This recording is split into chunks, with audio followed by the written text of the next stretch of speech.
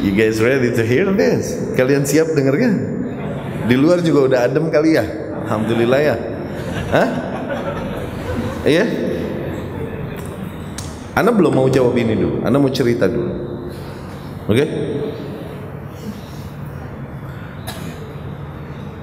Tidakkah kalian membaca tentang apa yang terjadi sekarang di Syria, Irak, Lebanon, Yaman, Sudan, Tunis, Libya? Tidakkah kalian baca sekarang? Hah? Tidakkah kalian? Ini belum jadi sejarah loh. Di masa hidup kita kok baru kemarin. Belum jadi sejarah gitu. Apa yang membuat kalian yakin bahwa apa yang terjadi sama kita itu nggak sepaket dengan apa yang terjadi sama? Apa yang membuat kalian yakin bahwa yang terjadi sama kita itu beda dengan yang terjadi sama? Apa yang bikin kalian yakin apa? Hah? Kalau syubhat dan lain-lain ini bisa kita berbantah-bantahan sampai maghrib, sampai ketemu subuh, sampai lohor lagi besok bisa aja ya. Iya kan? Cuman kita mau baca apa yang terjadi, akhirnya apa yang terjadi. Nih, yang waqi', real.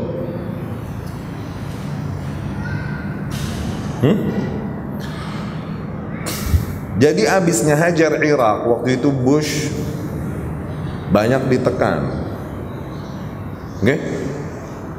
Mana katanya Irak bikin senjata pemusnah massa, biological mass killer itu, weapon. Senjata biologi pemusnah massa. Mana buktinya? Katanya Saddam bikin. Mana? Nggak ada buktinya, sampai sekarang nggak ada. Yang terbukti sekarang apa? Selang-selang mereka yang nancep ke sono. Tekanan ini dari masyarakatnya, dari internasional ini itu bikin ribet mereka nih. Akhirnya mereka merubah uslub, berubah gaya. Gaya penjajahan mereka nggak kayak dulu lagi dengan menggerakkan pasukan yang banyak masuk ke negeri-negeri itu, enggak. 2006 Condoleezza Rice di Tel Aviv itu udah mengungkapkan, kasih spoiler planning US ini kepada negeri-negeri kaum muslimin terutama Timur Tengah. Dia bilang Asy-Syarq Al-Awsat Al-Jadid, New Middle East. Oke? Hillary Clinton juga sempat menyebutkan tentang gaya-gaya rencana mereka dengan al-fawda al-khallaqah atau al-fawda al-banna'ah, creative chaos. Jadi sesuatu yang tertata, oke? Cuman nggak memberikan keuntungan, tapi tertata, oke? Diberantakin dulu supaya apa? Disusun lagi dari awal, cuman menguntungkan. Tuh. Creative chaos. Pernah dengar tentang hal itu? Ala kulli hal mereka mulai menjalankan itu dan menghantam negeri-negeri kaum muslimin. Kenapa Islam yang diserang ya akhi? Tanah-tanah yang paling kaya sumber daya alam adalah tanah kaum muslimin. Akal yang paling cerdas ada pada akalnya para kaum muslimin. Kalau ada potensi untuk menguasai alam semesta, maka harusnya muslim yang paling layak. Jumlah paling banyak, oke, dan perkembangan jumlah anak di muka bumi paling banyak di kaum muslimin. Akhlak, manner yang paling mulia adalah mannernya para kaum muslimin. Usul dan mabadi, idealisme yang paling mulia dan benar adalah mabadi kaum muslimin. Kalau ada umat yang punya potensi untuk berkuasa di muka bumi, maka muslim. Jumlah para pemuda di kaum muslimin ini bisa 70% lebih. Sisanya baru syiban, orang-orang tua. Di kafir kebalikannya, 60% lebih justru orang tua pada mereka, pemudanya sedikit. Kita ummah fatiyah, kita para umat yang memunculkan banyak pemuda. Muslim terus yang ditekan, dan ini perang sunnatullah dari zaman ke zaman yang terus berlanjut, harus ada emang. Mereka melakukan, they do their part, mereka melakukan bagiannya di muka bumi. Apakah kita lakukan bagian kita dengan baik?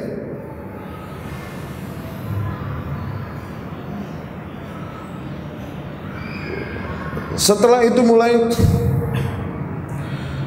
ini drama mereka bikin, oke? Israel bergerak ngehantam Lebanon 2006-2007. Ingat nggak? Yang bergerak siapa?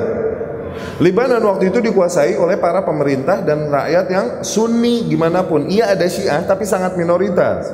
Cuman di situ ada ormas yang punya kekuatan senjata dekat situ, namanya Hizbullah. Oke?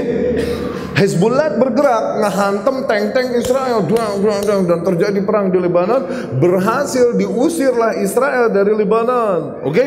Hizbullah naik daun dong. Iya gak? Naik daun. Kita nggak tahu setelah itu Hizbullah menghancurkan masjid-masjid kaum muslimin yang namanya Abu Bakar, Umar, habis. Tuh, kita nggak tahu. Media dipalingkan dari sana udah. Setelah keributan itu dipalingkan. Media punya dia, punya bara. Apa kita yang tahu yang terjadi sama kaum muslimin di Lubnan sekarang? Apa kita tahu? Bantuan-bantuan internasional diambil buat kelompoknya doang, buat kaum muslimin dijajah. Sunni nih dieksploitasi udah.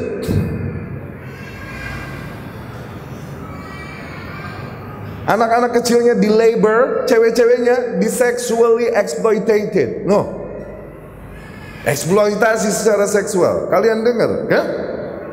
Akhirah Lubnan, para prostitut Lubnan. Kalian dengar kan? Sunni. Apa yang terjadi di sana sekarang? Dipalingkan semua media dari sana biar dunia nggak tahu. Apa yang terjadi di Irak sekarang setelah dihantam? Dipalingkan semua media di sana biar nggak dibahas, biar aman. Bisa nangkap itu kan? Kaum muslimin malah muji-muji, oh Hizbullah. Dia nggak tahu nih Hizbullah ngantemin Sunni. Habis dakwah ahlu sunnah di sana. Masjid-masjid ahlu sunnah habis dihancurin sama Rafidah itu, Hizbullah.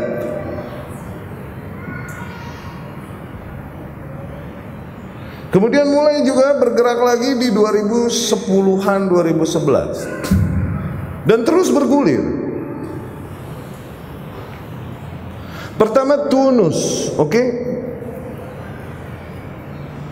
Ini sandiwara jadi kayak tadi di Lebanon. Mungkin gak sih ormas kecil ngehantam tentara dari salah satu negara dengan persenjataan paling komplit, Israel? Mungkin gak sih ormas bisa ngehantam ini gini sih? Kemana? Ini perang ini dibikin drama supaya apa? Supaya akhirnya Lebanon diambil alihnya sama Hizbullah ini yang bisa punya tujuan yang sama, ketemu dengan tujuan kafir untuk ngabisin kaum muslimin. Hizbullah nih, Yahudi nih sohibah nama dia, saudaraan. Mereka punya common enemy, musuh bersama. Apa? Sunni.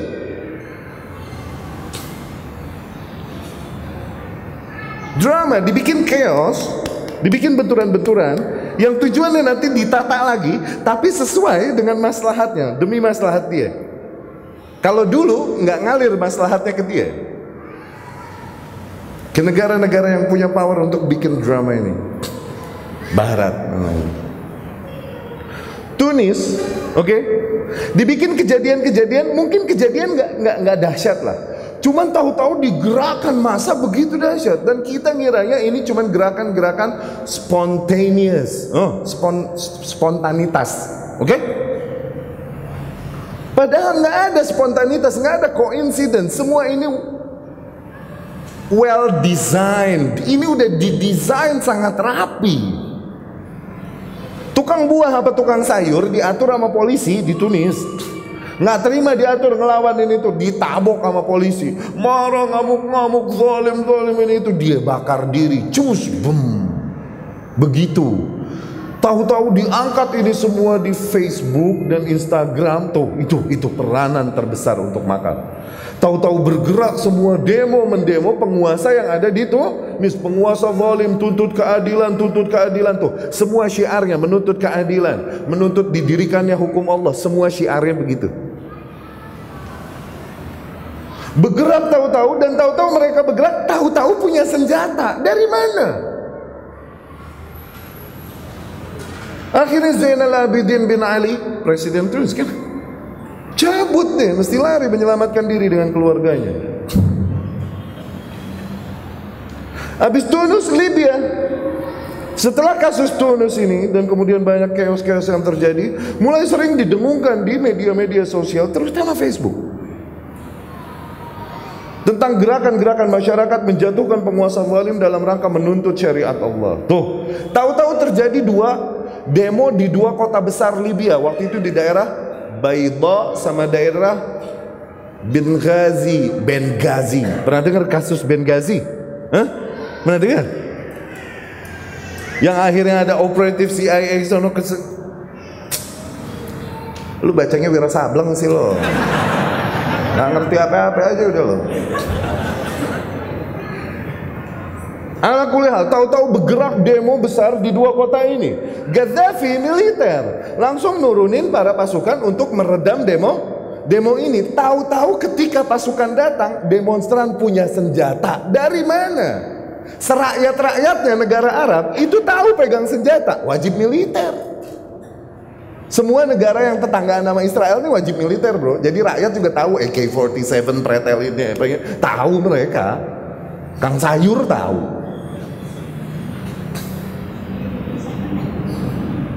Tahu-tahu rakyat punya senjata dan terjadi perang dengan militer. Dan tahu-tahu beberapa jenderal membawa militernya masuk ke kubu pro rakyat, katanya demikian. Berkuranglah kekuatan Gaddafi, akhirnya dia mesti bayar murtaziqat. Yang kita murtaziqat, mercenaries, apa? Tentara bayaran. Oke? Itu murtaziqat digaji seorang sehari 5,000 bucks, bro. Goceng. Dolar ya, bukan 5.000 dolar sehari untuk ngatasin pemberontakan ini. Cuman ternyata pemberontakan nambah merata, kota-kota lain ikut, dan akhirnya nggak tahan dijatuhkanlah Gaddafi. Tuh hancur berantakan sekarang. Akhirnya kemudian mereka mulai berebutan kuasa dong. Siapa yang berkuasa? Akhirnya rakyat sama rakyat ngelawan. Ada pro rakyat didukung sama pemerintah Mesir dan pemerintah Saudi. Ada satu lagi yang Ikhwani, yang dukung siapa? Ketebak nggak? Turki sama Qatar. Tuh, bam.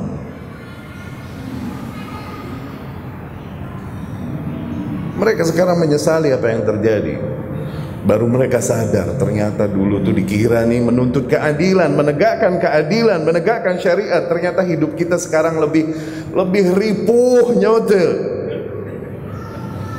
lebih rusak, lebih ribet. Maslahat nggak ada yang jalan. La dinan aqamu wala dunyan hafadhu. Tidak dia bisa jaga dunia supaya normal, tidak juga ada agama yang bisa dia dirikan dengan hancur begitu. Kalau kata Ibnu Taimiyah rahimahullah.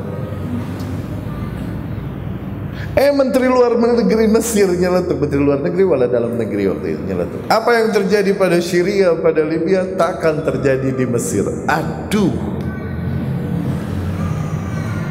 Bener aja bergerak mulai dibawa sama medsos, oke? Seruan-seruan tuntutan keadilan, tahkim syar'illah, tuh. Mendirikan hukum dengan syariat Allah.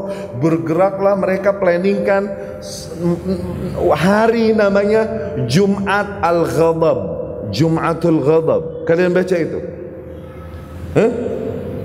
Friday Wrath, kalian baca?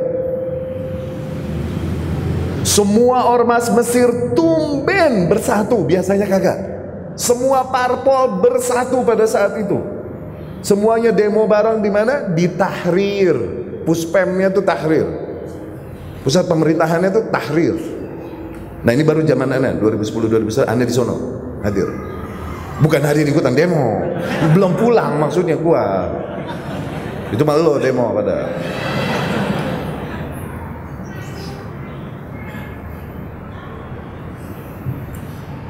Akhirnya penguasa mulai menekan, mengontrol sebisa mungkin. Husni Mubarak mencoba mengontrol keadaan sebisa mungkin kan, supaya reda lagi. Pada saat itu dimatiin lah wasilah-wasilah kayak telepon, handphone dan lain-lain. Tapi mulai penjarahan merata, terjadi kayak 97-98 di kita. Mulai mencetuskan satu kelompok penjarahan maling-maling, rampok-rampok. Yang dirampokin apa? Ya Allah, museum Mesir yang di situ ada emas usianya sekian ribu tahun bekas kerajaan ini tuh, yang kayak gituan. Wah Allah, nggak ada yang Dihancurin aja udah peradaban negara. Bergerak yang lain-lain, ngerampok mart, dirampokin, dibakar-bakarin. Tuh. Aneh lihat tank sering di TV. Oke? Tapi pas di Mesir tank di depan rumah gue, bro. Kalau udah jam 4 asar nggak boleh keluar rumah sampai jam 7. Tuh berlaku jam malam namanya. Kita makan ransum dikirimin sama pemerintah Indonesia. Itu ransum, kaleng ransum buat militer. Kita makan gituan lah. Bagus kalau punya Indomie di rumah. Indomie ada di Mesir, Arab yang ngirim Saudi, dari Saudi. Udah nggak boleh keluar udah. Jam malam berlaku. Husni Mubarak sebisa mungkin mengontrol keadaan, tapi nggak bisa. Semuanya bersatu, Ikhwanul Musliminnya, kemudian partai fulan, ormas fulan, yang katanya Salafi gabung di situ, no. Salafi katanya ya, Salafi al-maz'um, Salafi katanya ikutan demo di sono, no. Ya Allah, nungging nggak kita? Syekh-syekh yang kita belajar darinya demo haram, oke? Dia turun bawa bininya, bawa anak-anaknya ikutan di tahrir. Nungging nggak aneh? Untung nggak ngaji sama satu syekh. Ada syekh-syekh lain yang mengingkarinya. Tuh. Coba ngajinya bangsa ngefans sama satu syekh. Ikutan berjemur gue.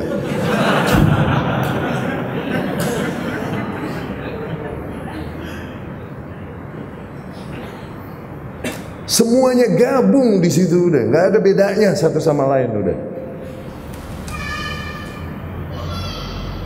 Tahu-tahu rakyat pada punya senjata lagi tuh. Lihat nah, ini ada pattern yang sama di setiap negara. Loh, kok tahu-tahu ada permasalahan kecil sepele, kok tahu-tahu gede gitu. Dan tahu-tahu ketika bergerak ada punya senjata. Ini dari mana tuh. Terus ini pattern ini sama. Nggak ada spontanitas, nggak ada. Ini semua well designed, well planned, didesain dengan baik, direncanakan dengan baik. Ada tangan-tangan nggak kelihatan. Dan ada pemain, tokoh-tokoh yang bahkan negara nggak bisa nangkep dia. Ada. Bergerak dengan nama Islam. Kalau bukan karena takut fitnah, ana sebut namanya. Di sana di Mesir.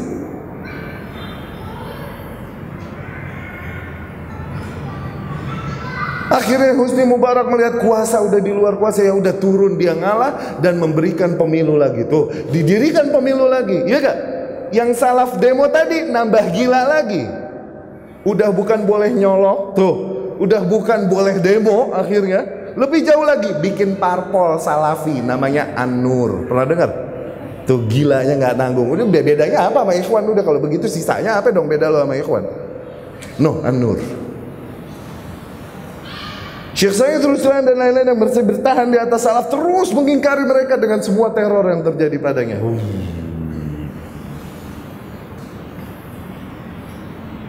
Ternyata yang menang Ikhwanul Muslimin. Naik siapa? Habis Husni Mubarak naik si Ikhwan Muslimin. Ente tahu kubik tahu gak? Kubus itu yang buat ini puzzle kubus. Permisalan Ikhwanul Muslimin yang sampai tampuk kekuasaan. Ini kayak anak kecil yang dari zaman dulu ngejar-ngejar kubik terus tapi nggak pernah dapat. Oke? Suatu saat akhirnya di luar mimpian mereka dapat juga. Oke? Tapi mereka nggak tahu pakainya gimana. Nah itu Ikhwan yang dapat tampuk kekuasaan di Mesir kemarin. Semangat yang dipakai bukan ilmu. Mesir dari zaman dulu, kalaupun sosialis, mereka tahu busuknya Rafidhah Iran. Mereka ini sohiban sama Israel, mereka sangat tahu. Mesir itu sangat tahu. Demikian Sadat rahimahullah, demikian Mubarak rahimahullah, nggak pernah buka kerjasama sama Iran, nggak pernah. Kapal Iran nggak pernah lewat Suez, nggak dikasih sama Mesir. Ikhwan naik kerjasama persatuan Islam, dikasih lewat kapal Iran, masuklah dengan itu senjata-senjata ke para Syiah di Yaman, bergerak Yaman, gulingin lagi. No, Houthiyun tuh, gara-gara apa? Gara-gara Ikhwani di Mesir. Tahu nggak ente begituan? Tahu nggak lo begituan?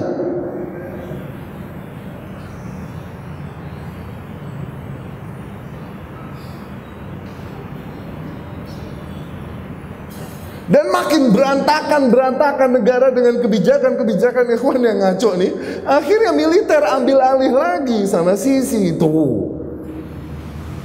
Naiklah Sisi, baru stabil lagi. Ini negara emang nggak bisa dipimpin kecuali sama militer. Berantakan kalau nggak. Sisi naik, baru stabil lagi sekarang. Iya gak?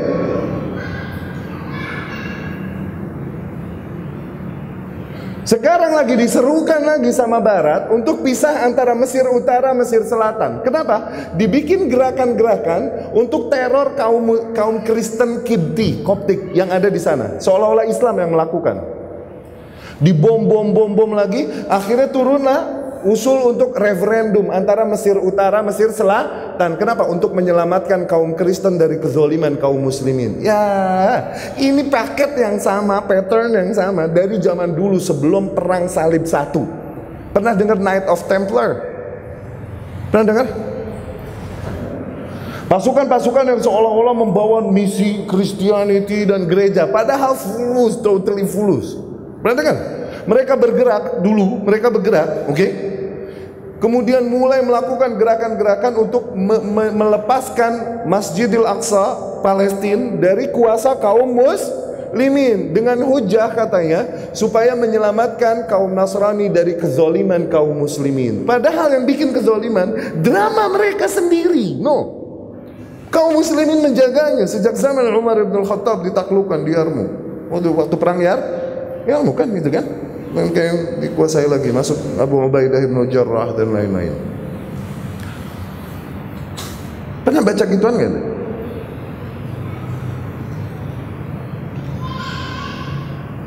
Huh?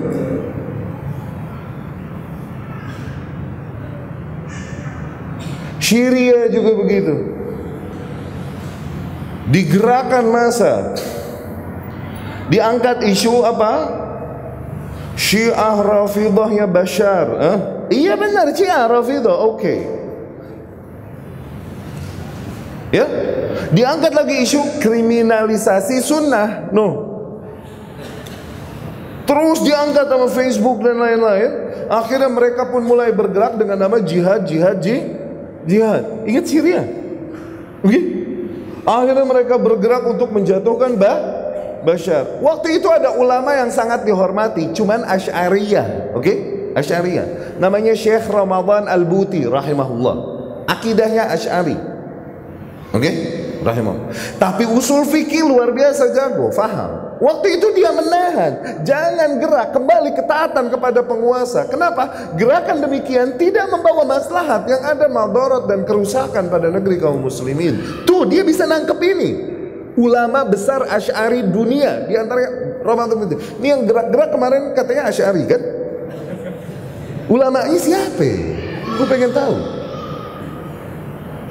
Terus tahu-tahu Syekh Ramadan Al-Buti yang menahan. Dan jangan Bashar kafir, sebagian mengkafirkan Rafidah, oke?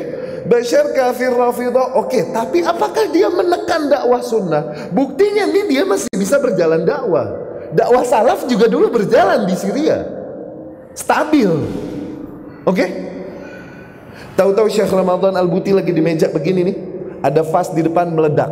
Bang! Abis meledak Syekh Ramadan Al-Buti naik, benerin pecinya, seseorang datang nembak palanya di ekstrim. Bang! Lihat videonya, Maqtal Syekh Ramadan Al-Buti. Lihat di YouTube.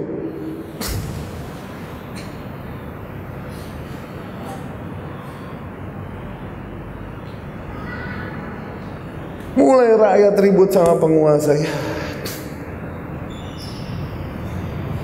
Di situ makar masuk, drama-drama masuk lagi, boneka-boneka masuk bonekanya Barat. Jadi tempat pertarungan klasik zaman dulu, Blok Timur sama Blok Barat. Masuk bonekanya Barat, oke? Siapa? ISIS emang punya siapa yang kira? Abu Bakar al-Baghdadi ini siapa emang? Mossad bro, katanya most wanted man, Tapi senator Amerika John Kane dengan mudah ketemuan sama Abu Bakar al-Baghdadi, ngobrol-ngobrol, ngopi. Masuknya lewat mana? Lewat Turki, ke Syria. Katanya most wanted man, tapi kok majelas nongkrong sama senator US John Kane. Fotonya kesebar kemana-mana. Ini cuma sandiwara baru setelah sandiwara lama.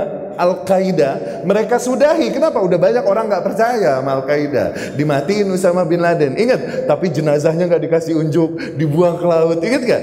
Drama keman. Masa kita mau beli itu? Masa kebeli sama begituan? Hah? Dibikin drama baru apa? ISIS. Masuk ke situ mencoba berkuasa di Syria dan Irak. Tapi ternyata kubu timur juga menyokong pemerintah yang dulu, Bashar dan rezimnya. Ini apa? Rusia, Cina. Tuh, ngasih senjata jadi tempat bam. Korban siapa? Sunni, awam. No, gara-gara gerakan-gerakan semangat-semangat Islam. No. Anak kecil sekarang nih, oke, di Syria, ente tulisin Allah, coba bacanya apa? Nggak bisa dia. Tulis Muhammad, bacanya apa? Nggak bisa dia. Tahfadzul Fatihah, apa kau hafal Al-Fatihah? Maliki Yaumiddin? Iya, Maliki Yaumiddin. Hafal. Tayyib, coba. Bismillahirrahmanirrahim. Maliki Yaumiddin. Anak Arab. No, begitu. Para wanita-wanitanya dirampas dan diseksuali, dijual secara seksual jadi budak-budak seks, dan kemudian anak-anak kecilnya di labor, tau nggak? Dikerja paksa, kerja keras. Nggak jalan lagi dakwah, nggak jalan lagi nafkah. Oke, dulu Bashar penguasa Syiah gak? Syiah, tapi dakwah berjalan nggak? Sholat 5 waktu berjalan nggak? Nafkah berjalan nggak? Keamanan terjadi nggak? Sekarang mana? Apa lebih mending?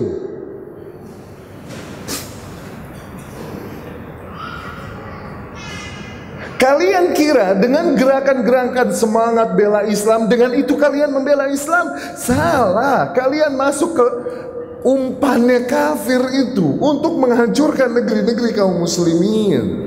Aneh gimana mau jelasin kaifa ufahimu? How do I make you understand this? Aneh gimana cara membuat kalian paham ini gimana?